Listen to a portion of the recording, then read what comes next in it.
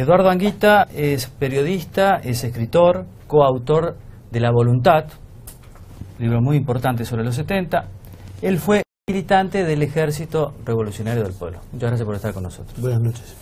Luis Labraña es gestor cultural y es licenciado en lingüística, pero antes fue militante de Montonero. Muchas gracias. Aldo Rico es político, empresario, fue teniente coronel y comando del ejército. Muchas gracias por estar con nosotros. Y José D'Angelo es periodista y escritor, autor del libro Mentirás tus muertos, también otro libro muy importante, y antes fue militar, ahora está retirado. Este es un debate, como dijiste, Eduardo, sobre pasado, presente y futuro. Hay 3 bloques temáticos, precisamente uno que tiene que ver con la autocrítica, el pasado, otro con la evaluación, el presente, y otro con el futuro, si hay posibilidades de reconciliación o no. La idea es hablar libremente, pero tenemos que tener un orden. Algunas ciertas normas y reglas que deben ser, por parte de los panelistas, digamos, seguidas a rajatabla. Va a haber un reloj, hablarán 2 minutos, ¿es así? Sí, el debate en total va a durar 1 hora aproximadamente. Distribuida en estos 3 bloques. En cada bloque habrá 2 minutos para cada uno de los panelistas y después que hablen los 4, 1 minuto más para cada uno para preguntar, refutar, criticar, se admiten preguntas venenosas. En total 3 minutos para cada uno de los 4 en cada uno de los 3 bloques.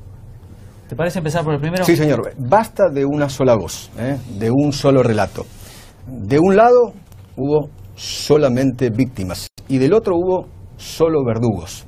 Y recuerdo que, o les recordamos que lo pueden seguir a través de los teléfonos celulares, de las tabletas o de las computadoras, a través del sitio de Infobae, que lo está transmitiendo en vivo, y a través de Facebook, Twitter y YouTube. Bien, bloque número 1, autocrítica. La pregunta es esta.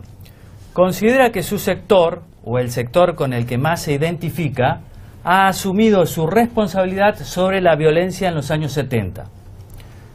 Vamos a comenzar, a ver quién comienza. Comienza José D'Angelo. 2 minutos. Entiendo que el sector al que se refiere la pregunta es el de las Armadas a la que correcto, yo pertenezco en mi carácter de oficial retirado del Ejército. Formalmente el Ejército hizo en la gestión del general Balsa una autocrítica que para nosotros, para mí por lo menos, es insuficiente, escasa y contribuye a algo que yo voy a volver en el debate, que es a la construcción de un relato a diferencia de la descripción histórica de los hechos. Creo que los argentinos nos debemos la verdad histórica y en la autocrítica que hizo el general Balsa fue incompleta. Después voy a mostrar, por ejemplo, para mostrar la realidad histórica, las cartas que alguna discusión han tenido que el general Balsa le mandó al general Videla agradeciéndole todo lo que había hecho por el ejército y augurándole que la historia iba a colocar su actuación en la historia del ejército argentino en el lugar que correspondía.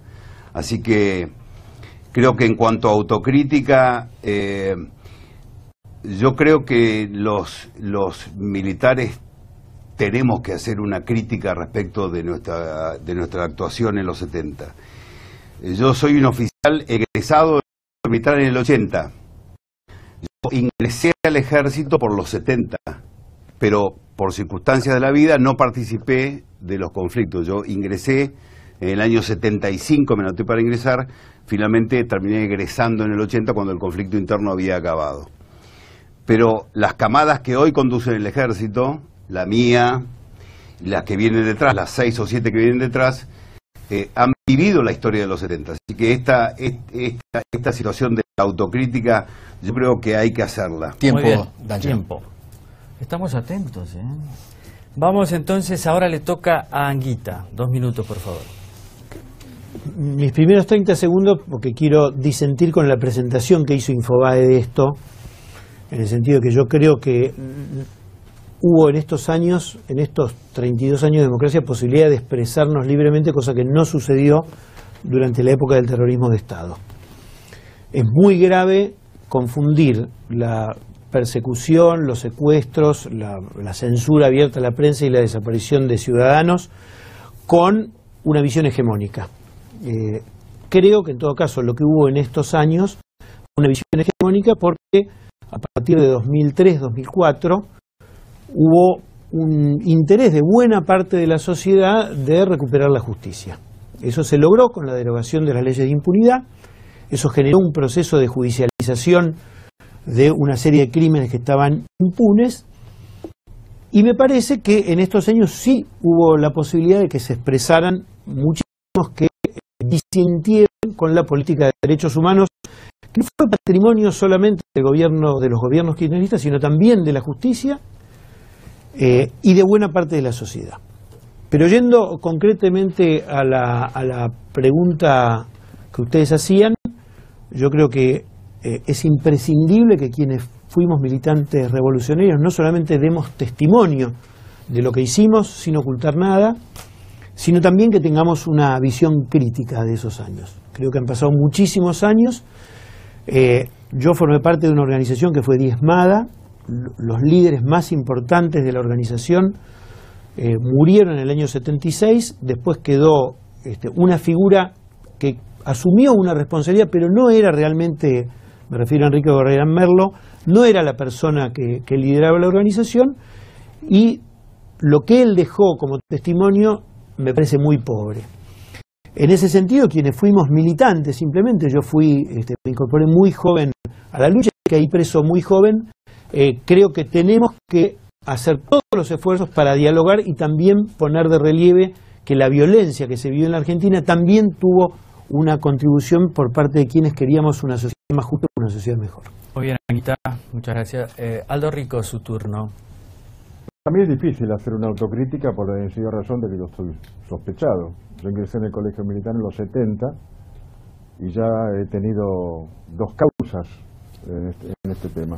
Además, por mi nivel de conducción no tenía responsabilidad, por mi nivel de todas formas, creo que tenemos que analizar todos los problemas, y esta mesa que se ha formado y que tal vez se tenga que ampliar y prolongar realmente es muy importante, porque acá estamos demostrando fundamentalmente que los que combatimos en aquella oportunidad no tenemos ningún problema en sentarnos a hablar y nos llevamos perfectamente bien. Acá el problema es la dirigencia política. Yo creo que el grave problema de un conflicto que lleva 40 años sin resolverse, donde muchos de mis camaradas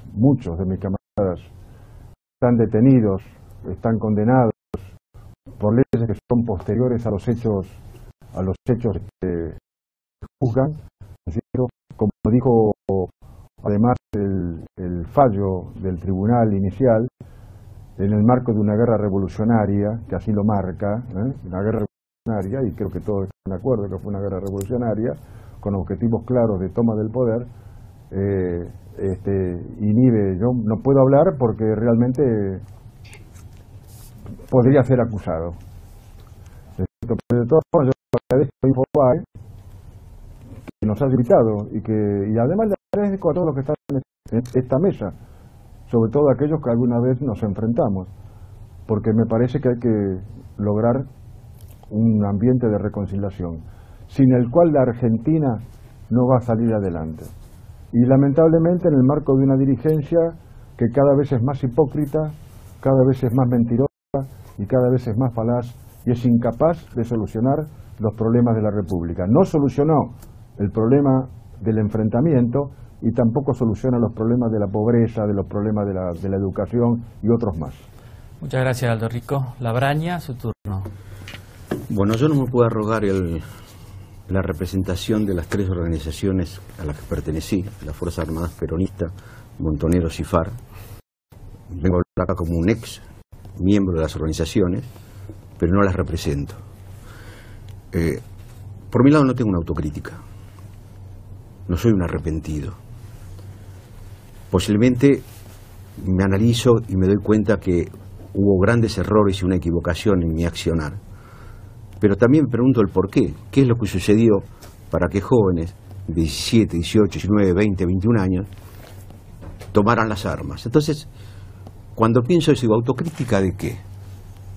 Tenemos que tener una visión de la historia, no una autocrítica. Tenemos que profundizar a ver qué sucedió para que llegáramos a ese punto. Porque no es cuestión de que hubo militares malos, se tienen que autocriticar, montoneros malos, Perrete malo, FAP mala. No, no es así. Acá sucedió algo. Y eso no lo soluciona la autocrítica, sino profundizar el estudio en la historia, porque esto es como una peste. Nosotros podemos darle un antibiótico, pero la vamos a curar hoy, mañana y pasado. No, tenemos que buscar los orígenes de la peste para que no se repita. Ahora, le queda tiempo. Permítame preguntarle, ¿a qué se refiere? ¿Qué es lo que sucedió? Claro, ¿qué es lo que sucedió? Todos aparentemente dicen, bueno, aparecieron unos muchachitos enloquecidos que ensangrentaron el país y eran asesinos, no eran idealistas. Del otro lado, dicen, aparecieron unos militares represores que tampoco eran idealistas y asesinaron al país. Yo creo que no es así. Yo creo que en ambos bandos eran idealistas. Ambos bandos lucharon por la patria. Unos equivocados, considero yo el caso nuestro, porque atacamos las estructuras del Estado, y otros que salieron a defender las estructuras del Estado, creo que estuvieron en lo correcto. En ese momento nos enfrentamos y nos matamos. Pero no veo la autocrítica, no veo la necesidad de pegarnos con un látigo. Muy bien, muchas gracias. Bueno, ahora entonces pasamos a algo más dinámico, que sería cada uno de ustedes va a tener un minuto, y ahí puede decir lo que quiera, puede refutar, criticar. Un minuto para preguntarse entre sí. Un minuto el que pregunta, un minuto el que responde. Y la pregunta puede ser a cualquiera de ustedes. Muy bien. Arranco yo. Comenzamos con D'Angelo. Yo, a diferencia de Eduardo Anguita, considero muy buena la presentación que hace Infobae del debate. Como Aldo, agradezco, es muy bueno y que es histórico y tiene que continuar. Voy a sacar solamente un párrafo de esa presentación que dice: el eslogan de los últimos años, memoria, verdad y justicia, esconde en realidad una impostura. La masificación del debate fue inversamente proporcional a la pluralidad. El paso del tiempo facilitó el olvido y la manipulación, y sobre todo la imposición de una sola voz y de un solo relato. De un lado, como repitió Eduardo recién, solo hubo víctimas, del otro solo verdugos. Este debate tiene que ver, me parece a mí, con que los medios en los últimos tiempos empezaron a dársele espacio a las víctimas de la guerrilla. La aparición de víctimas de la guerrilla, de Victoria Villarroel del CELTIP, de Silvia Barzábal, etcétera, impulsó este debate. La pregunta, ¿para quién es? La pregunta va a ser para Eduardo Anguita. ¿Te parece que una sociedad tiene que tener como objetivo para revisar su pasado y para construir su futuro la memoria, o es la verdad histórica la que necesitamos? ¿Cuál es la diferencia que ves vos entre memoria y verdad histórica? Yo creo que es un tema importantísimo. Yo creo que la memoria es importante porque con lo que se vivió durante el terrorismo de Estado hubo un bloqueo de una buena parte de la sociedad. O sea, silenciar a la sociedad a través de los campos de concentración y de la detención, tortura y asesinato sin siquiera reconocer esos asesinatos generó un terror impresionante. Entonces, el hecho de hacer memoria después durante la democracia ayudó a muchísima gente a recuperar su identidad. Creo que con eso no es suficiente. Coincido con vos con que necesitamos todos los datos históricos. Creo que muchísimos de tu libro que me acabas de dar y que todavía no había leído referencias. Tu libro yo lo voy a leer y sé que vos has leído trabajos con los cuales probablemente no estés de acuerdo ideológicamente, pero que te nutrís de esa mirada amplia y diversa. Creo que eso tiene que ser completado, D'Angelo, con los registros de lo que pasó con los 30.000, como sostenés vos, no son 30.000, los que sean los registros que el Estado tenga, que las Fuerzas Armadas tengan, de quienes estamos buscando todavía a nuestros familiares desaparecidos. Eso va a ser una contribución al debate histórico muy importante, y por eso me pliego a esto que vos decís, no solamente porque tenemos que reconocernos como argentinos,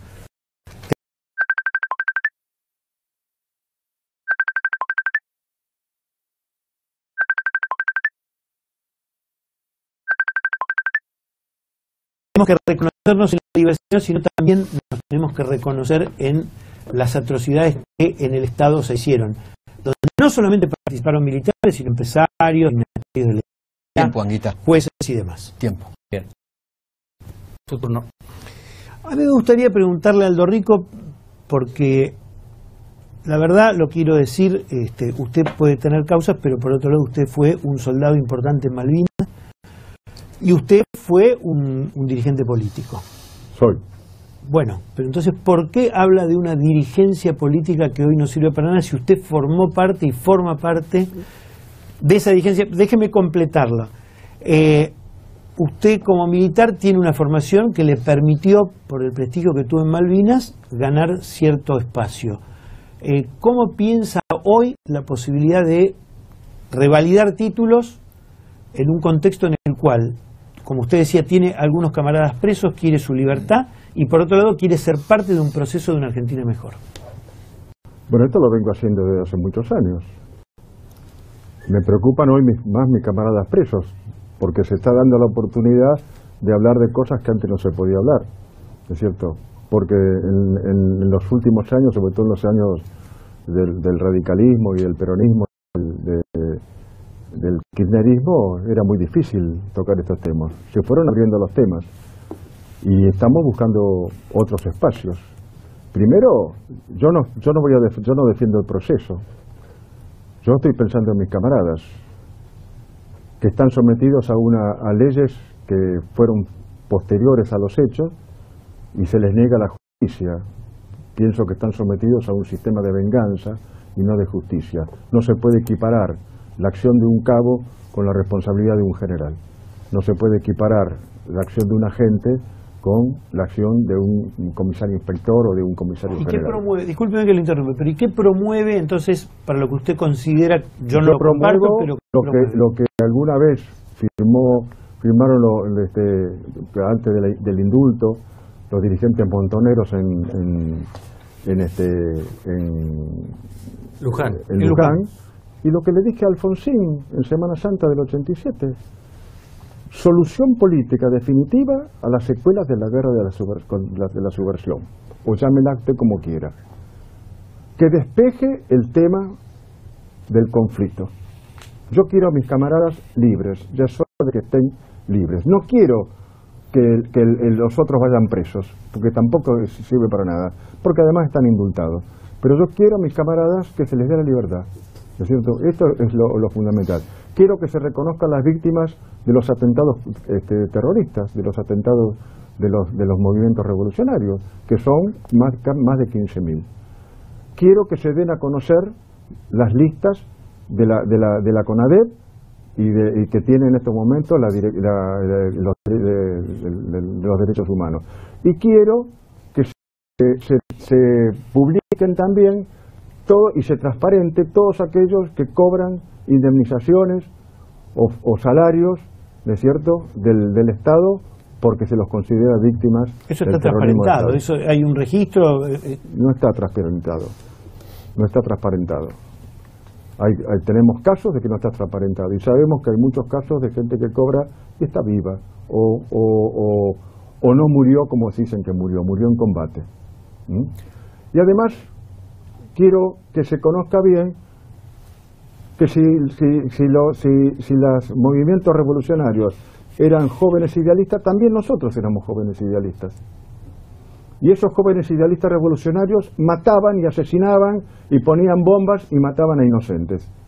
Y quiero que se termine todo el proceso de educación, ¿no es cierto?, sobre los chicos de la República Argentina, donde se reivindica el accionar del revolucionario y se olvidan de las Fuerzas Armadas. Porque las Fuerzas Armadas terminaron con ese sistema. Y si Alfonsín llegó al poder alguna vez en elecciones libres es porque los movimientos de guerrilleros dejaron de tener importancia en la Argentina, como está demostrado en todo lo listo. Yo no puedo hablar de lo que yo hice o de lo que yo actué, pero puedo hablar con todas las cosas que todos los elementos revolucionarios, ¿no es cierto?, han escrito, porque ustedes han escrito todo, han escrito de todo, han escrito hasta las barbaridades que hicieron. Pero hay que entender que así es la guerra. Todos quieren moderación. La guerra es no existe la moderación en la guerra. Yo como comandante de mis soldados hago todo lo posible para que ninguno de mis soldados, de mis subalternos, tuviera consecuencias, vivo o muerto. Para eso hay que desarrollar sobre el enemigo el máximo poder de combate. Y esto es así y en todo el mundo y en todas las guerras. Una pregunta para Anguita respecto a lo que decía recién Rico, para Anguita y para Labraña. ¿Hubo una guerra? Yo lo dije varias veces, no hubo una guerra en la Argentina y quienes formamos parte de la lucha creíamos que estábamos en guerra. Parece una paradoja, pero si uno lee, y acá D'Angelo trajo periódico de la Estrella Roja, eran partes de la guerra revolucionaria. Cuando uno termina este proceso y ve el contexto en el que se vivía de Guerra Fría, muchos de los revolucionarios creíamos que promoviendo la idea de estar en una guerra revolucionaria íbamos a ganar más adeptos. Y en realidad lo que hicimos fue entramparnos en algo que militarizó un conflicto que era de base política. La historia de la Argentina fue la historia de la lucha del peronismo. Después del 55, una resistencia que era sindical, social y política, y a veces de resistencia armada. Nosotros la militarizamos y eso creo que ayuda a cierta deformación. Labraña. Sí, yo querría preguntarle a Anguita y también contestar lo que está diciendo él. Unas cosas que me intriga es por qué el uso del cliché del terrorismo de Estado, cuando la palabra, digamos, terrorismo de Estado no es una figura jurídica. Me suena más como, digamos, un epíteto, como una agresividad para hablar. Y si nosotros hablamos de terrorismo, tenemos que pensar que antes del proceso militar también hubo supuestamente un terrorismo de Estado. No tenemos que olvidar la AAA, pero tampoco nos tenemos que olvidar que nosotros iniciamos una escalada por la toma del poder, que eso implica una guerra revolucionaria, para tomar las estructuras del Estado. Si nosotros lográbamos tomar las estructuras del Estado, en nuestra concepción de guerra revolucionaria, podríamos haber desarrollado un socialismo. En el caso de RP, el socialismo, en el caso nuestro, un pseudo-socialismo nacional. Pero nosotros sabemos perfectamente, porque también es un cliché decir que la guerra es la continuación de la política por otros medios, tenemos que reconocer que fue una guerra, pero no es el problema de si fue o no fue una guerra. El problema, vuelvo a insistir, es por qué la política falló y nos llevó a la guerra. Tiempo, Labraña. Ahora, Labraña, ya que estaba tan locuaz sobre ese tema, ustedes cuando ganaban, si tomaban el poder, ¿iban a implantar qué? ¿Una dictadura, la cubana o qué? Yo creo que conociendo las características argentinas, viendo la inmigración nuestra, digamos, nuestra herencia ideológica, yo creo que los fusilamientos hubieran sido o como en España o, por qué no, como Stalin. O sea, miles. Yo creo que hubiera sido sangriento. ¿Ustedes hubieran fusilado a miles de personas? No yo, estoy diciendo lo que hubiera sucedido históricamente. Posiblemente yo hubiera sido uno de los fusilados, ¿no? Porque siempre fue un tipo con pensamiento propio, etcétera, etcétera. Sí, yo creo que sí, que hubiera sucedido eso. Pregunta, la gente está interactuando con nosotros a través de las redes sociales, están escribiendo en Twitter y en Facebook. Pregunta Lucas Domínguez si es verdad que usted, fue el que inventó el número de 30.000 desaparecidos. Sí, es correcto. Es correcto. ¿Cómo fue ese momento? Es simple, llegaron las madres de Plaza de Mayo, lo conté varias veces, llegaron a Europa, estaban buscando dinero para poder desarrollar su organización gubernamental, para sostenerse, para comprar una casa, y al llegar a Holanda llevaban yo no sé si no tengo las copias todavía, siempre digo lo mismo, tengo que buscar, llevaban unas tremendas hojas A3 con nombres de desaparecidos que rondaban alrededor de 3.000 y pico, 3.700, 4.000, algo así. Entonces plantean el problema del genocidio, que eso eran las grandes discusiones, que es un genocidio.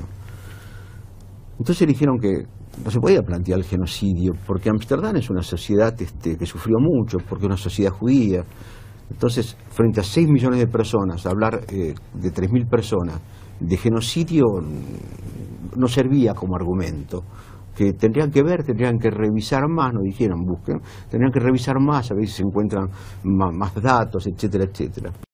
Los argentinos nos encontramos, discutimos, había muchas corrientes de RP, gente suelta, de todo, gente que llegó por problemas económicos, todo el mundo opinaba. Y opinaron diversas cifras, llegaron a 100.000 las cifras. Y no sé, sacaron del bolillero 30.000, que es lo que había dicho yo, y se aceptó 30.000.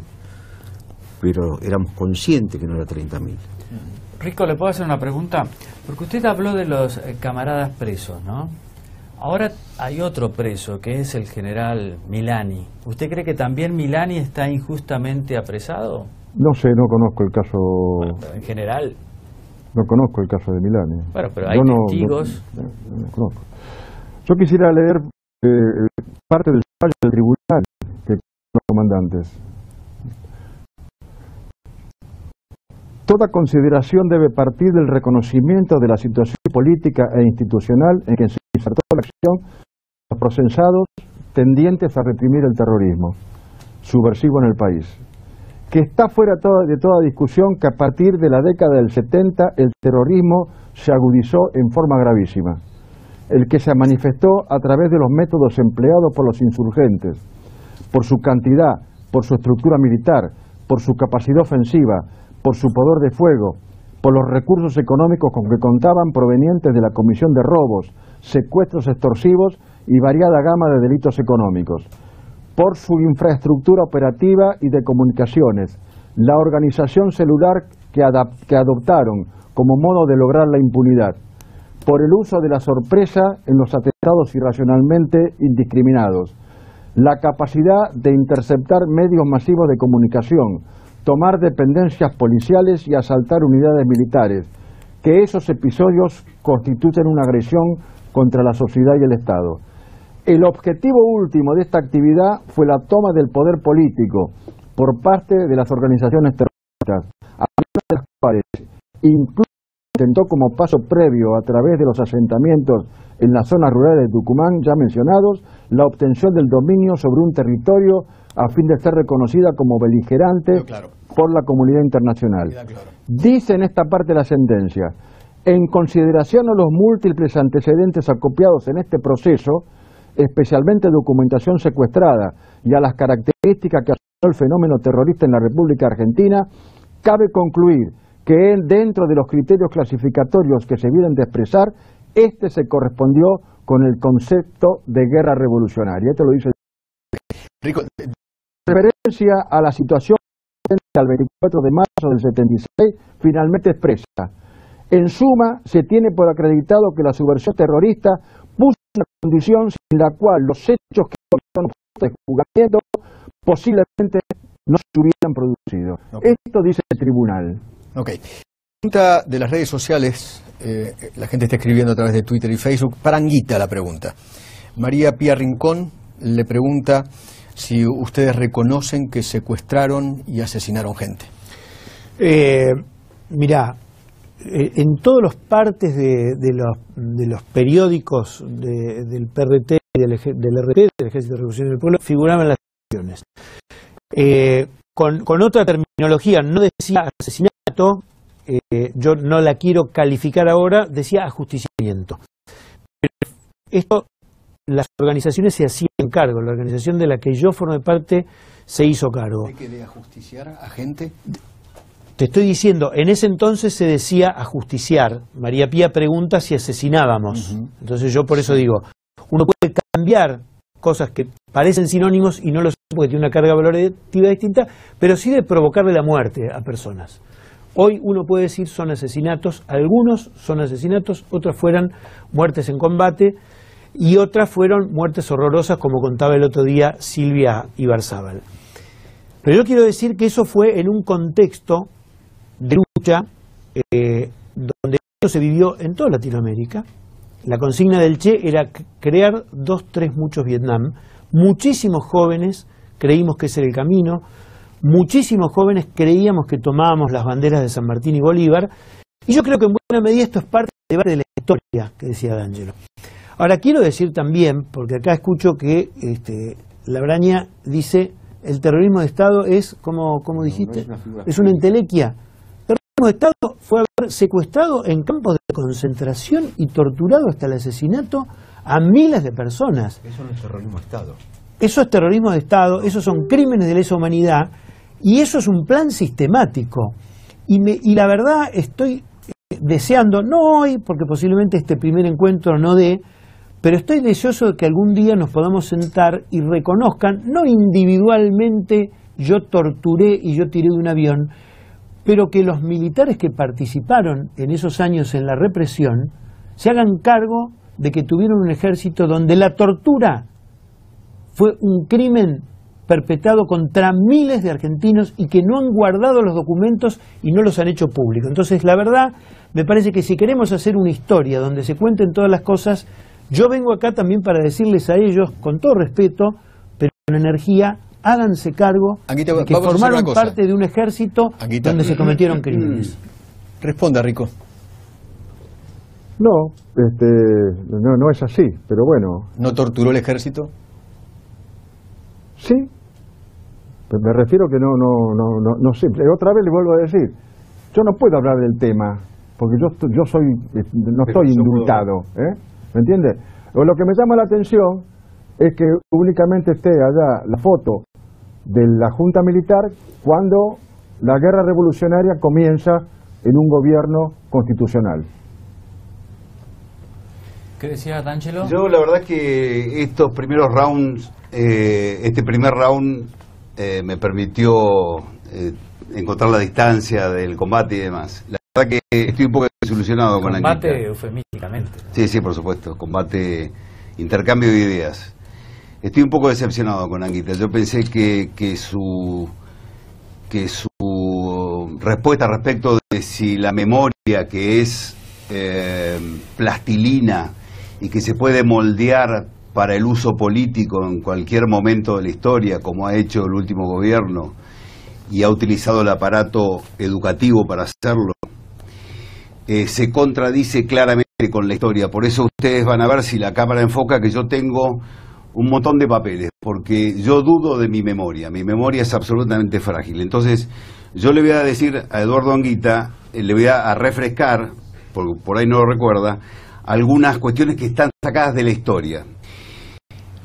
El hijo de Jorge Macetti, el guerrillero que vino a preparar la avenida del Che Guevara, escribió un libro, el hijo Jorge Macetti, compañero de militancia de Anguita, escribió un libro que se llama El furor y el delirio, y este hijo directo de la Revolución Cubana, acá tenemos que hablar de Cuba, no podemos dejar de hablar de Cuba, este hijo directo de la Revolución Cubana, en su libro El furor y el delirio, digo hijo directo porque se crió en Cuba, porque después militó en el ERP, porque después fue a combatir en el Frente Sandinista de Liberación en Nicaragua.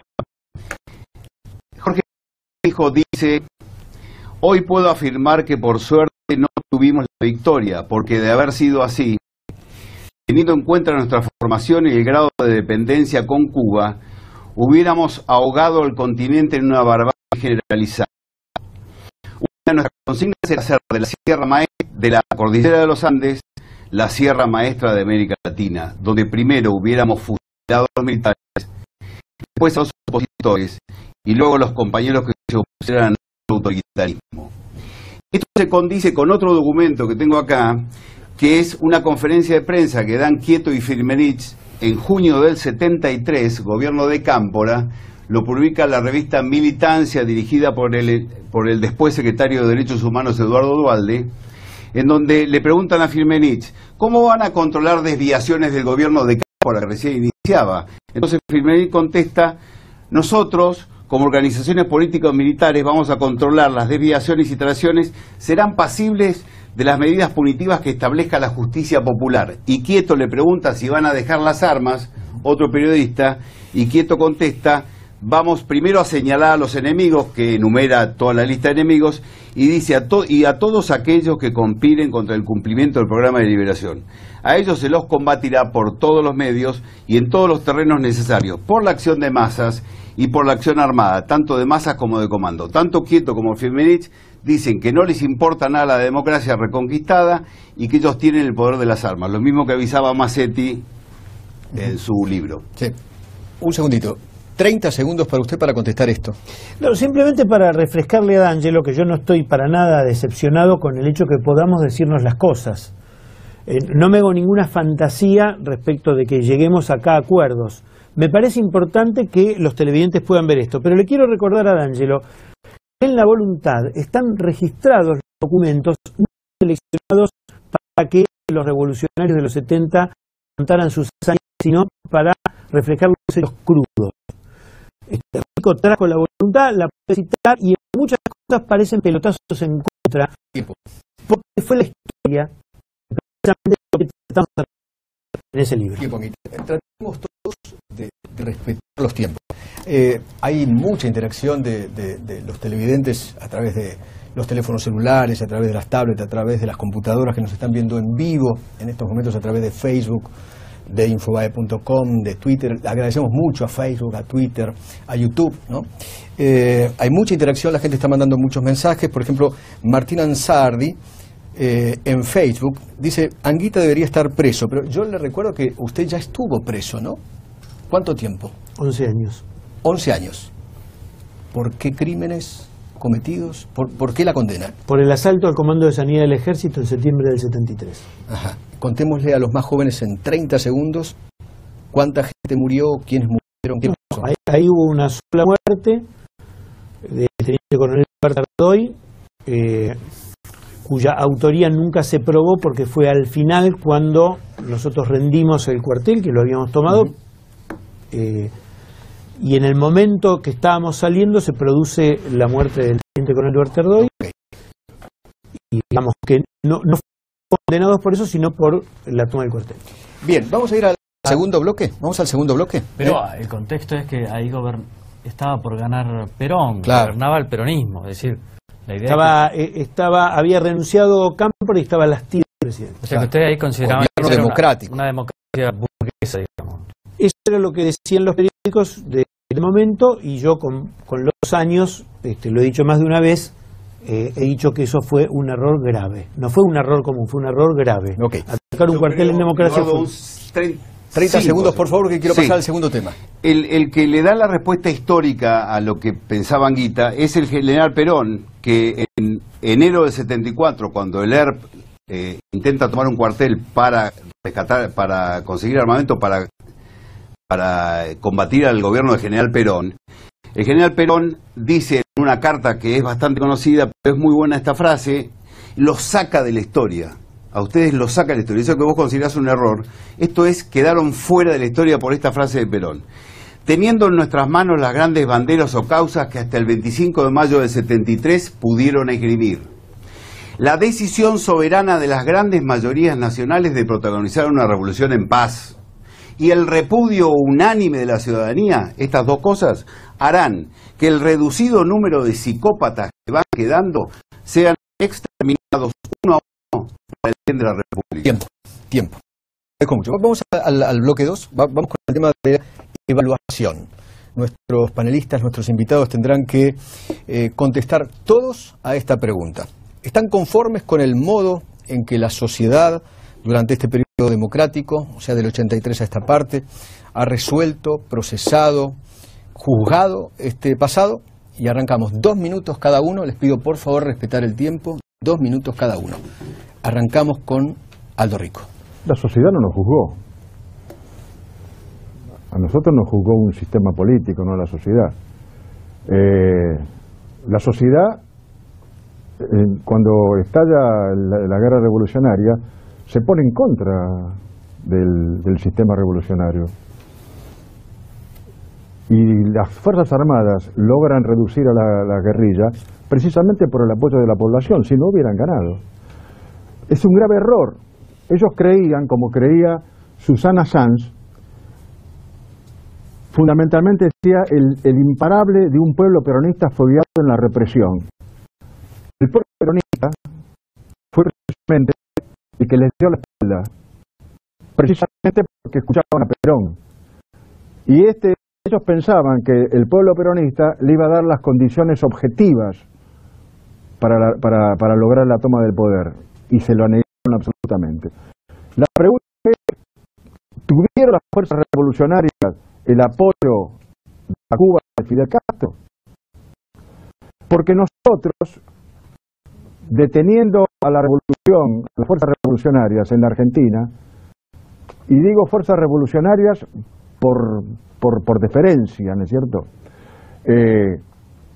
Terminamos con el sueño de la cordillera de los Andes como una sierra maestra. Y terminó el Che Guevara muerto inútilmente, abandonado por Fidel Castro, por el PC de Bolivia y por el PC de la Unión Soviética en las yungas bolivianas, donde no podía hacer ninguna revolución porque no había población.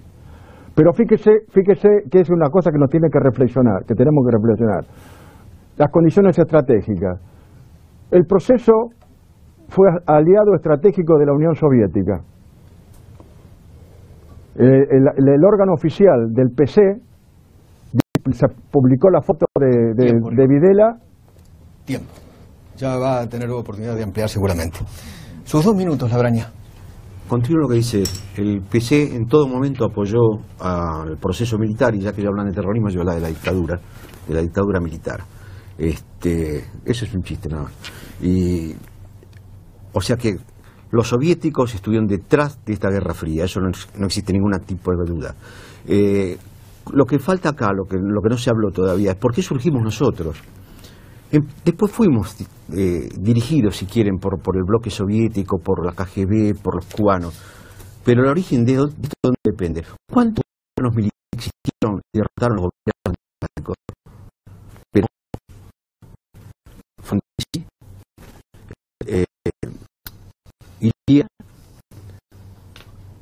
y Isabel Martínez de Perón. Entonces, yo me pregunto, para hacer la autocrítica, por otro lado, los militares, en todos esos procesos, ¿qué hicieron con la Argentina? Que después, también cuidaron la Argentina, que después tuvimos que pasar nosotros a pelear contra las dictaduras militares. Esa es una pregunta que le hago a todos ustedes, ¿no? Y a vos también, Anita. Dejamos la pregunta para otro momento. Le queda 1 minuto. Casi. Bueno, con respecto a lo que decía Anita recién, que quizás de esta mesa no sale la reconciliación. No va a salir. Acá no hay reconciliación. Acá hay que borrar la historia y comenzar de vuelta la historia. Nosotros no representamos a 40 y pico millones de habitantes de la Argentina. No somos nada. Somos la sombra de un pasado funesto. Tenemos que ver qué hacer para que no se vuelva al pasado. Lo tenemos que construir a partir de estas cenizas. No representamos a nadie. Representamos 4 tipos que están empezando. Y que obviamente pueden estar o no de acuerdo con nosotros. Hay que reconstruir un país. Peleándonos no lo vamos a reconstruir. Los 2 minutos de D'Angelo. La verdad es que sí, segundo round, porque no me acostumbro a los tiempos, pero voy a tratar de aprovecharlo y le pido a la cámara que me enfoque. Voy a tratar de mostrarle a Anguita lo que, en mi opinión, es el cambio de la memoria por la historia. Esta es una de las publicaciones de Estrella Roja, las publicaciones del ERP, que recomiendo vivamente a todos los jóvenes que se metan en el sitio ruinasdigitales.com, donde están digitalizadas todas estas revistas.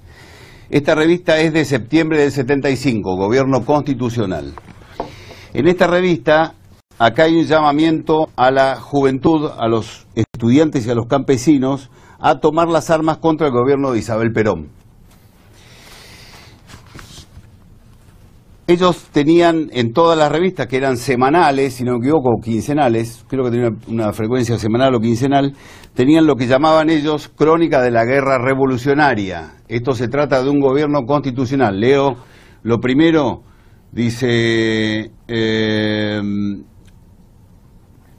expropiaciones, un comando atacó con armas de fuego al destacamento tal,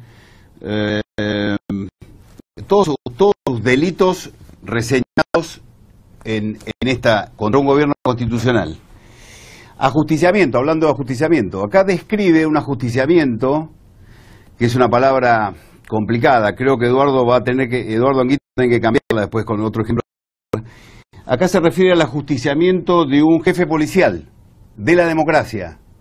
Un jefe policial del gobierno constitucional de Isabel Perón. Y describe sencillamente que se acercaban dos autos, le metieron unos tiros y ya está. Ese es el ajusticiamiento. No le dieron derecho de defensa, no le probaron ningún delito, nada, lo ajusticiaron. Pero lo peor de todo es que en la contratapa se rinde homenaje a 3 combatientes de la guerra popular. Si Eduardo Anguita dice que no hubo una guerra y que él reflexionando dice que esto era una trampa, en realidad era algo que estaban pensando, que sí, que no, era una guerra. Ellos lo planteaban como una guerra. 3 combatientes, describo la acción, lo dice acá. Tiempo. Septiembre del 75, en una casa relativa en Florencio Varela. Tenía registrado... Tiempo. Después lo continúa si quiere. Tipo, respetemos... ¿Cómo no? Anguita, 2 minutos. Primero, para seguir con lo de D'Angelo, yo usé la palabra ajusticiamiento porque tengo memoria de la historia. Entonces, antes cuando una televidente dijo asesinatos, María Pía dijo asesinatos, yo dije, en ese entonces usábamos la palabra ajusticiamiento. Así que yo trato de ajustarme a los hechos, porque en la Argentina, y en esto coincido con la Braña, vivimos demasiado dolor y vivimos una tragedia muy grande. Efectivamente, estas páginas, como lo reflejamos en La Voluntad en los años 90, donde además de privatizaciones hubo mucha gente que quiso conocer la historia, Caparrós y yo nos encerramos 3 años para escribir una historia. Lamento que D'Angelo no traiga partes de los campos de concentración, de La Perla, de Campo de Mayo y de los cientos de centros clandestinos de detención donde se torturó y se asesinó gente y se la tiró de los aviones, porque todavía estamos buscando a esas personas. Dicho esto, que forma parte del conflicto que todavía nos pesa humanamente, políticamente, quiero decir que yo quiero salir de la tragedia. Quiero un país mejor. Quiero un país donde nos podamos decir estas cosas y sobre todo que tengamos memoria de algo muy importante. El 24 de marzo se volteó a un gobierno con miles de defectos, pero que tenía previsto llamar elecciones. Pero Anguita, lo querían voltear ustedes antes. Sí, ¿no? Sí. En otros países, como Colombia, las Fuerzas Armadas no tomaron el poder junto a José Alfredo Martínez de Oz, uno de los más ricos de la banca, vinculado a Estados Unidos, vinculado a la banca. Entonces, acá no es solamente una dictadura militar, acá fue una dictadura cívico-militar con un grupo de empresarios que en febrero del año 76, a través de la PG, dijo, derroquemos al gobierno. Tiempo. Y constituyeron un grupo minoritario que arrasó con el país. Ok. Pregunta para D'Angelo. ¿Usted reconoce que hubo un plan sistemático de desaparición de personas, de tortura, de robos de bebés, etcétera? Ya lo había dicho Aldo en otra contestación pública. Me parece una discusión lingüística absurda, si hubo un plan o no hubo un plan, si fue sistemático o no se fue sistemático.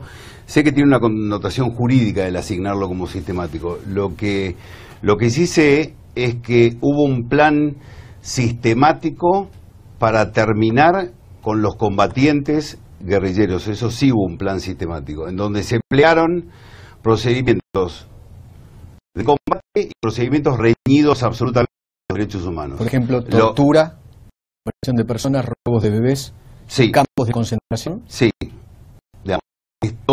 Toda esa ese curso tiene una carga. Campos de concentración son centros de detención centros de detención de detenidos, ¿no es cierto? Ellos lo llamaban cárcel del pueblo. Ahora se lo llama centro de detención clandestino, ¿verdad? Eran lugares de reunión de detenidos. Creo que el golpe militar, el plan sistemático fue derrotar a un plan sistemático que era la obtención del poder. Porque Anguita tiene que reconocer que ellos creían en la lucha armada como el método legítimo para alcanzar el poder, y en ese sentido combatieron a gobiernos democráticos. Ellos se enfrentaron al gobierno de Perón y lo querían derrocar al general Perón. O sea que la acusación de golpismo con respecto a los militares... En de reconocer cosas, te interrumpo, efectivamente eso fue una cosa que merece la visión no solamente de quienes formamos parte de las organizaciones, sino que tenemos que escuchar a todo el mundo. Digo una sola cosa. Sí, pero me robaste el tiempo. Perdón. Hay que volver a la historia, y es complicado. Este es el único afiche que yo conozco del golpe militar. Este es un afiche de bienvenida a los militares. Este es el único afiche que yo conozco que se hizo el mismo día del golpe militar. Esta es la tapa de ese diario que festejaba porque decía, Junta Militar para reorganizar a la nación. Había otros periodistas que decían, el pueblo de la nación argentina agradece a sus Fuerzas Armadas haber puesto fin a un vasto caos que anunciaba la disolución del país. El diario primero era de Héctor Timerman, el canciller de Cristina Kirchner. No, el diario primero que mostré es La Tarde de Héctor Timerman. Héctor Timerman, el director que sacó un afiche del golpe. Sí. La reflexión posterior es de la tapa de La Opinión de Jacobo Timerman. Entiendo que hubo un plan para derrotar a las organizaciones armadas y ganamos. Ese plan se ganó.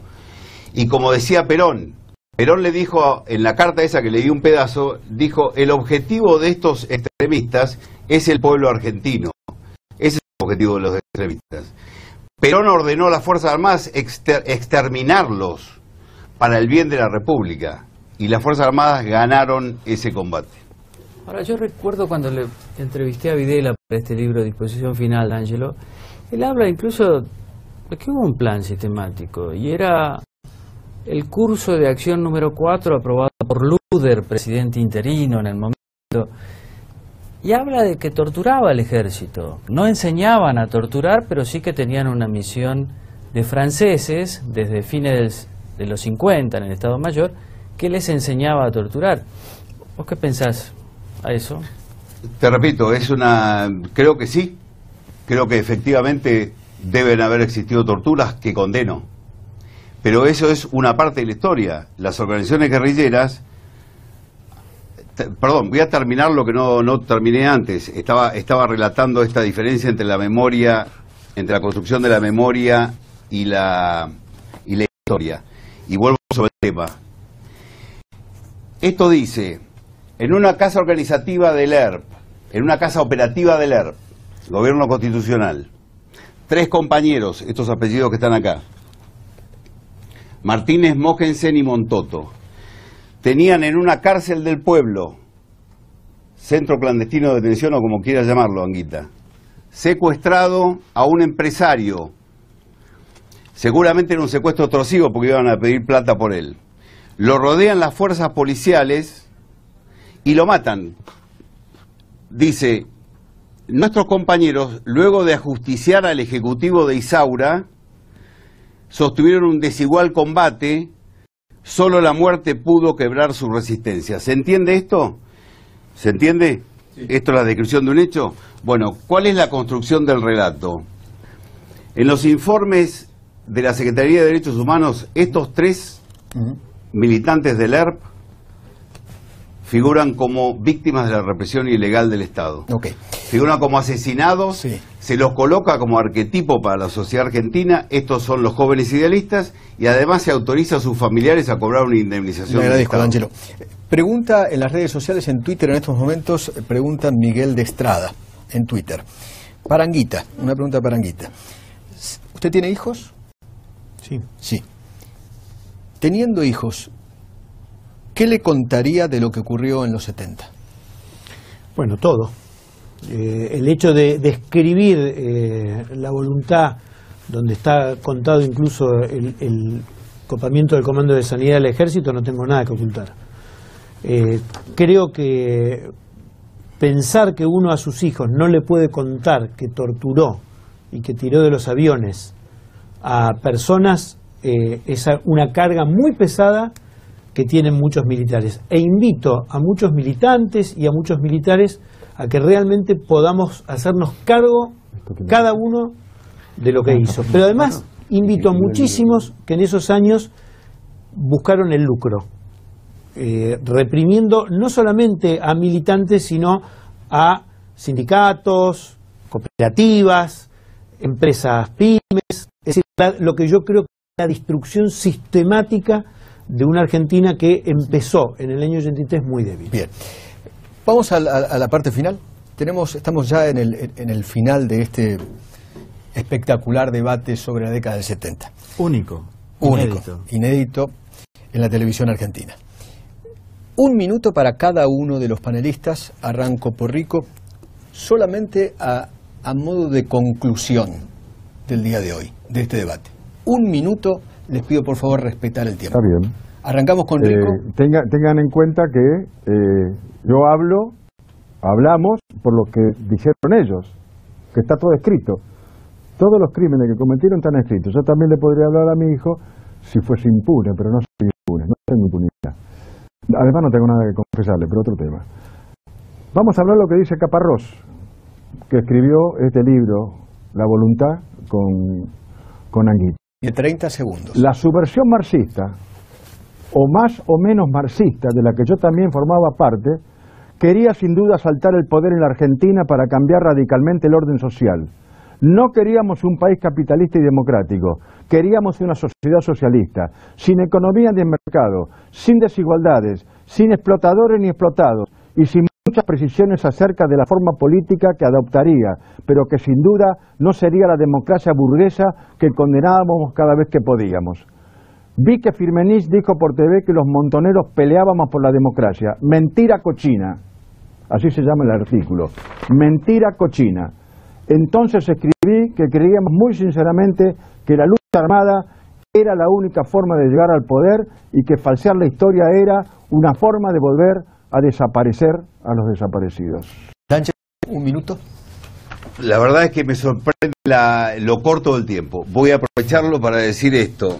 Bueno, exacto. Esto es un ajusticiamiento hecho por los compañeros de Anguita. A mí me gustaría que los oficiales del ejército del futuro hagan una reflexión sobre las cosas en las que nos equivocamos, sobre las que se equivocó la conducción, la cúpula, la forma en que se ordenó combatir a la guerrilla. No la inventaron los militares, ya la venía haciendo el peronismo desde antes. Pero este ajusticiamiento no quiero dejar de hablar en este segundito que me queda. Estas dos chicas que están acá son María Cristina y María Fernanda Viola. ¿Sabés quiénes son, Eduardo? Sí, claro. Muy bien. Estas dos chicas, en diciembre del 74, vivían felices con su padre, un capitán del ejército. Compañero mío. Un capitán del ejército, María Fernanda, María Cristina, Mavi, la mujer, y Humberto Viola, el jefe del regimiento. El padre capitán. El ERP decidió asesinar al capitán y no le importó nada que estuviera María Cristina y María Fernanda. Los compañeros de Anguita ajusticiaron a María Cristina Viola, de 3 años, dejaron con una bala en la cabeza a María Fernanda Viola, mataron al padre, y la madre, este es el velorio de su hija de 3 años y de su marido, de María Cristina Viola. Hoy, uno de los asesinos juzgados por el crimen de María Cristina Viola recuperó la libertad en 1987, cobró una indemnización por haber estado preso y hoy cobra una pensión que es el doble de una jubilación mínima por haber asesinado a una chica de 3 años. Esto es historia, el resto es memoria. Pues me perdí, murió la nena y el... María Cristina murió, la más chiquita de 3 años, María Fernanda recibió un tiro en la cabeza, tuvo que ser sometida a 7 u 8 operaciones y el padre fue rematado en el suelo. Bien. No estaba armado, un domingo a la tarde. ¿La Braña?